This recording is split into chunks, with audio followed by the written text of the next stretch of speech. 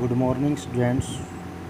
आज हम BEd second year के 4th ए पेपर जिसका नाम है लैंग्वेज अक्रॉस करिकुलम अर्थात पाठ्यक्रम के तहत भाषा, इसका जो फर्स्ट क्वेश्चन है हमारा, भाषा क्या है।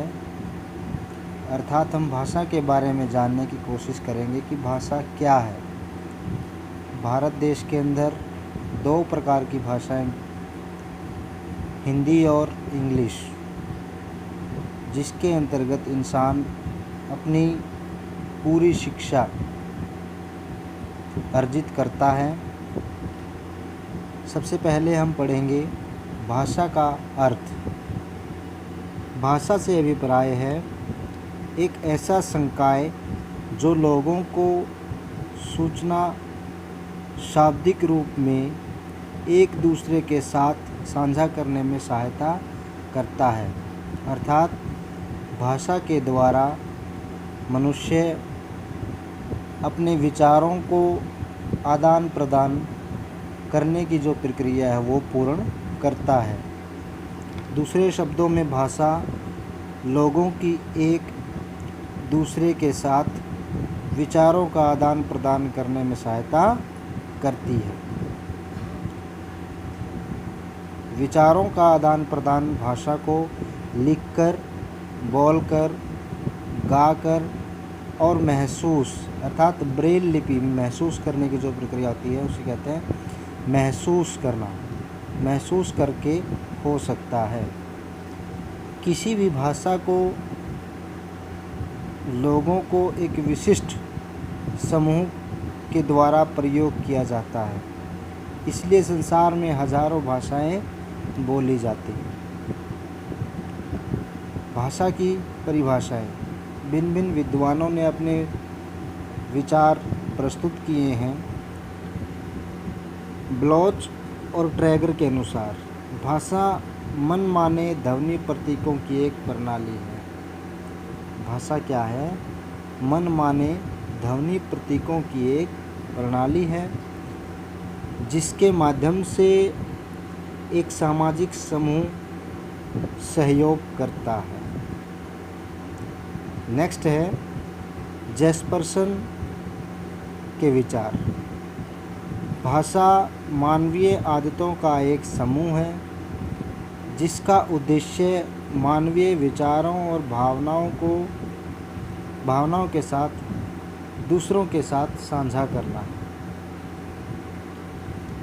भाषा संप्रेषण का माध्यम है और संप्रेषण हमेशा सामाजिक संदर्भ में ही हो सकता है। अर्थात एक अकेला व्यक्ति संप्रेषण नहीं कर सकता, एक से अधिक व्यक्ति जब होंगे तभी संप्रेषण करना संभव होगा।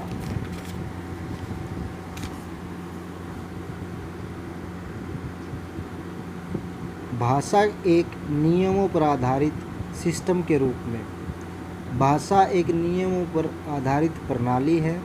संप्रेषण प्रणाली, कम्युनिकेशन सिस्टम वह प्रणाली है जिसको लोग सूचना का आदान प्रदान करने के लिए प्रयोग करते हैं। जब एक प्रणाली की प्रक्रिया के नियमों का प्रयोग होता है तो इसे नियम आधारित प्रणाली कहा जाता है। भाषा एक नियम आधारित प्रणाली है। इसके लिए हम निम्न बिंदुओं पर विचार करते हैं। भाषा प्रतीक, लैंग्वेज साइन, किसी भी समुदाय के द्वारा बोले जाने वाली भाषा में विशिष्ट प्रतीकों का एक सेट होता है। इन चिन्हों में ध्वनि, शब्द, विराम चिन्ह या किसी वार्तालाप के बीच में एक चुप्पी आदि शामिल होते हैं। ये सभी अर्थ को समझने में सहायक हैं। भाषा के चिन्ह 2 स्तरों पर कार्य करते हैं।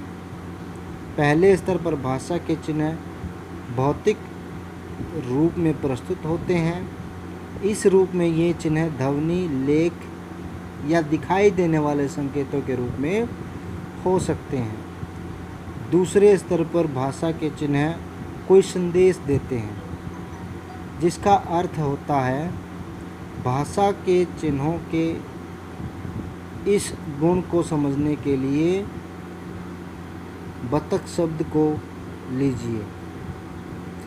इस शब्द के सभी अक्षर विभिन्न ध्वनियों के प्रतिनिधित्व करते हैं। ये सभी ध्वनियाँ मिलकर एक शब्द का निर्माण करती हैं। प्रतीकों के प्रकार। अब देखिए भाषा के अंदर प्रतीकों के प्रकार। भाषा के चिन्ह मनमाने हो सकते हैं।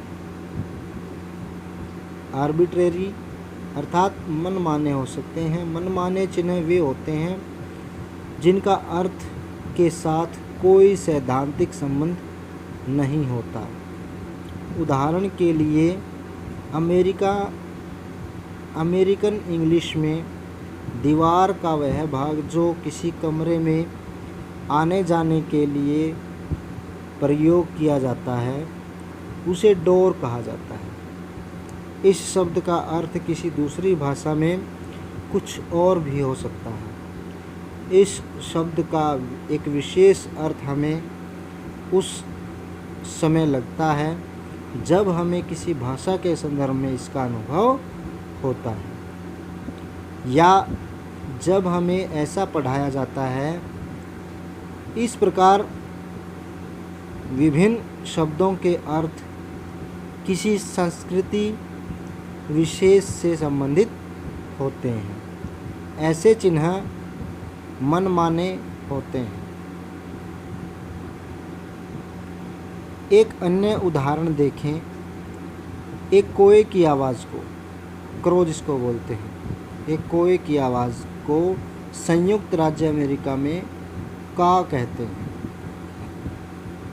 फ्रांस में क्रोआ कहते हैं। स्वीडन में क्रैक्स कहते हैं। इस प्रकार विभिन्न ध्वनियाँ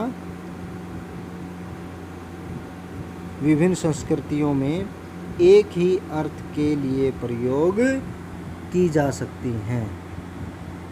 दूसरा है शब्द प्रणाली, वर्ड सिस्टम। किसी भाषा को जानने से अभिप्राय है उस भाषा के शब्दों की संरचना और उनके अर्थों के बारे में जानना। जिस व्यक्ति की मातृभाषा अंग्रेजी होती है वह अंग्रेजी भाषा के अनेकों शब्दों के अर्थ और उनको आपस में जोड़ना जानता है। उसे यह भी पता होता है कि नए शब्दों का निर्माण कैसे होता है। इस प्रकार शब्दों के विभिन्न प्रकार से प्रयोग करने की योग्यता किसी भाषा को जानना है। नेक्स्ट है वाक्यों की संरचना। किसी भाषा को बोलने वाले लोग वाक्यों का निर्माण करना जानते हैं। यदि कोई व्यक्ति गलत वाक्य बोल रहा है तो उन्हें तुरंत पता लग जाता है कि वाक्य गलत बोला गया है या वाक्य की संरचना सही नहीं है। अर्थात वाक्यों की संरचना के लिए भाषा का ज्ञान होना ज़रूरी है। नेक्स्ट है ध्वनि प्रणाली, साउंड सिस्टम। अब साउंड सिस्टम में देखिए आप, किसी व्यक्ति द्वारा किसी भाषा को जानने से अभिप्राय है कि वह व्यक्ति उस भाषा की सभी ध्वनियों को जानता है। वह जानता है कि उस भाषा की ध्वनियों को किस प्रकार बोलना है। उदाहरण के लिए फ्रेंच, जर्मन और अरबी भाषा में बहुत सी ध्वनियाँ ऐसी हैं जो गले से निकाली जाती हैं, लेकिन वे ध्वनियाँ अमेरिकन इंग्लिश में प्रयोग नहीं होती। किसी भाषा को बोलने वाला व्यक्ति अच्छी तरह जानता होता है जानता है कि किस प्रकार उस भाषा की विभिन्न ध्वनियों को अर्थपूर्ण रूप में एक साथ जोड़कर बोला जाता है। जैसे उदाहरण के लिए अंग्रेजी भाषा में ऐसा कोई शब्द नहीं होता जो जे से शुरू होता है, जबकि जापानी भाषा में इस प्रकार के बहुत से शब्द मिल जाएंगे, जैसे सुनामी। Thank you.